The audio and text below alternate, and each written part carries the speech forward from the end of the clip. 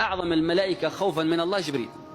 ليلة الإسراء والمعراج لما وصل إلى سدرة المنتهى جلس عند سدرة المنتهى ولم يستطع يتجاوز، حتى إن النبي صلى الله عليه وسلم وصفه كأنه إيش؟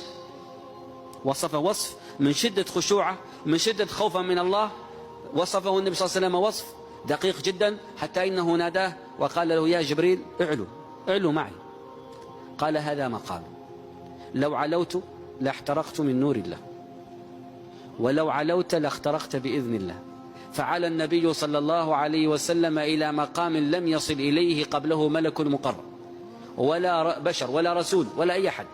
وهذا المقام الذي وصله النبي صلى الله عليه وسلم سمع فيه صرير الأقلاب تكتب قدر الله، وألهمه الله فيه التحية التي تقولونها في صلواتكم، فقال: التحيات لله، الزكيات لله، الطيبات لله، الصلوات لله. فقال الله لها: السلام عليك أيها النبي ورحمة الله. بحي ربه شو يقول؟ أنت لو أنك مكانه وبين يدي رب العالمين كيف تحييه؟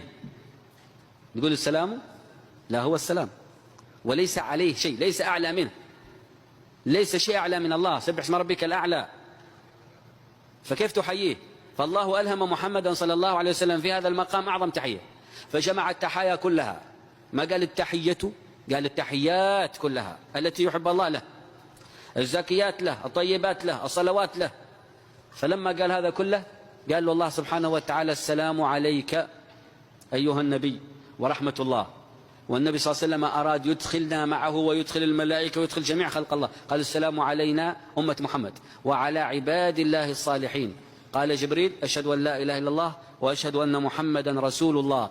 ضجت الملائكة كلها بعدما حياها رسول الله ودعا لها بين يدي الله، ضجوا يريدون أن يردوا الجميل، وإذا حييتم بتحية فحيوا بأحسن منها أو ردوها. فأذن الله للملائكة أن تصلي على النبي ردا لجميله عليهم ليلة الإسراء والمعراج. فقال الله: إن الله وملائكته يصلون على النبي يا أيها الذين آمنوا صلوا عليه وسلموا تسليما. وأمر الله النبي أن يصلي علينا، وأخبرنا الله أنه يصلي علينا هو وملائكته إكراما لهذا النبي، هو الذي يصلي عليكم وملائكته. لو أن شخصا معدما أعطي قميصا جميل المظهر فاخر القماش باهظ الثمن ويعيش في قرية يهتم أهلها بالمظاهر، كيف سيكون حال ذلك الشخص مع هذا الثوب؟ سيحرص عليه بالطبع، نظيفا مرتبا، كلما اتسخ بادر لغسله وتنظيفه واجتهد في نظافته حتى يحافظ على مكانته بين الناس، وذلك بديهي جدا. ماذا لو كنت أنت ذاك الرجل والثوب هو قلبك والناظر إليك هو الله خالقك، بينما تلك الأوساخ هي أفعالك السيئة وذنوبك؟ اتق الله حيثما كنت، وأتبع السيئة الحسنة تمحها، وخالق الناس بخلق حسن.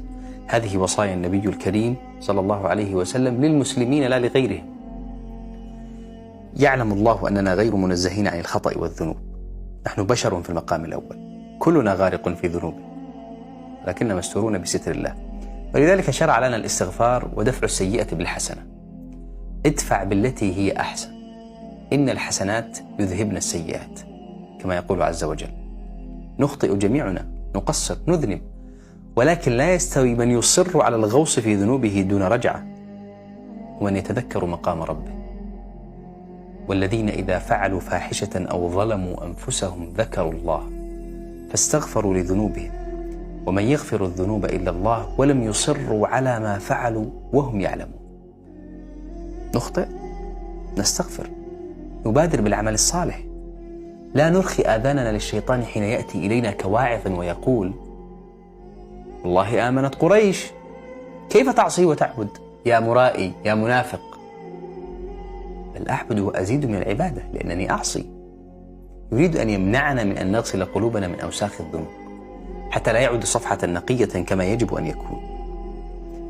تعرض الفتن على القلوب كالحصير عودا عودا، يقول النبي صلى الله عليه وسلم، فأي قلب أشربها نكت فيه نكتة سوداء، وأي قلب أنكرها نكت فيه نكتة بيضاء، حتى تصير على قلبين، على أبيض مثل الصفا لا تضره فتنة ما دامت السماوات والأرض، والآخر أسود مربادا كالكوز مجخيا لا يعرف معروفا ولا ينكر منكرا إلا ما أشرب من هواه. جرب أن تملأ إناء مقلوبا، هذا هو القلب ممتلئ بالذنوب. هو ذنب واحد في البداية كذرة من بقايا رماد مشتعل، فإما أن تتقبلها على صفحتك البيضاء فتجر ما بعدها، أو تزيلها وتسلم أذاها. فالقلب الذي يتشرب القذار أجلكم الله لن ينتفض حين تصيبه أخرى، فهو مهترئ بال منتكس بما فيه، يجر صاحبه نحو المستنقعات، حتى إذا جاء يوم الفصل يقبل الناس على الله بقلوب طيبة طاهرة نقية، ويأتي الفاسد بقلب يملأه المرض يعلوه السواد، في يوم لا ينفع فيه مال ولا بنون إلا من أتى الله بقلب سليم. السلام عليكم.